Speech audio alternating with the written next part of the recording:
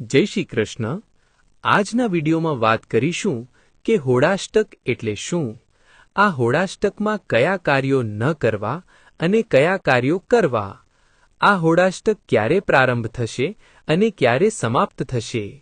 વિડીયોને આગળ જોતા પહેલા જો તમે અમારી યુટ્યુબ ચેનલ પર નવા દર્શક છો તો અમારી યુટ્યુબ ચેનલ હરિભક્તિ સ્તોત્રને સબસ્ક્રાઇબ કરો, વિડીયો પસંદ આવતો લાઇક કરો અને તમારા મિત્રોને શેર કરો।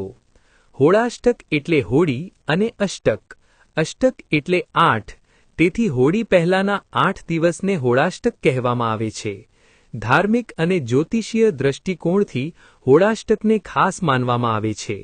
આ 8 દિવસના સમયગાળા દરમિયાન કેટલાક કાર્યો કરવાની શાસ્ત્રની દૃષ્ટિએ મનાઈ છે અને શુભ કાર્યો પ્રતિબંધિત માનવામાં આવે છે। હોળાષ્ટક દરમિયાનના આ સમયગાળા દરમિયાન લગ્ન, સગાઈ, ગૃહપ્રવેશ, નામકરણ વિધિ, મુંડન, પ્રોપર્ટીની ખરીદી અને નવા વ્યવસાયની શરૂઆત વગેરે જેવા શુભ કાર્યો કરવામાં આવતા નથી। આ સમયમાં ભક્તિ અને ધ્યાનને શુભ માનવામાં આવે છે। શું કરવું?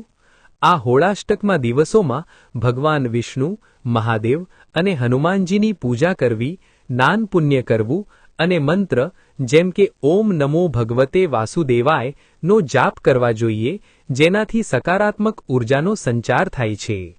આ 2026 વર્ષે ગુજરાતમાં હોળી 2 માર્ચ 2026ના રોજ ઉજવવામાં આવશે। આ દિવસે હોલિકા દહન કરવામાં આવશે અને બીજા દિવસે રંગોત્સવ એટલે કે ધૂળેટી મનાવવામાં આવશે।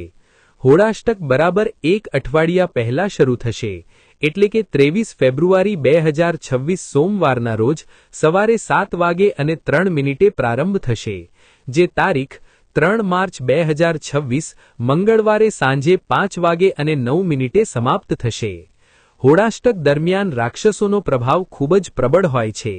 એવું માનવામાં આવે છે કે હોળાષ્ટકના દિવસોમાં હિરણ્યકશિપુ અને અન્ય રાક્ષસોના પ્રહલાદ પર અત્યાચાર વધી ગયા હતા।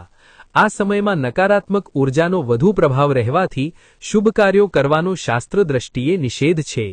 દર્શક મિત્રો, આવા જ બીજા જ્યોતિષીય અને ધાર્મિક માહિતી મેળવવા અમારી સાથે જોડાયેલા રહો।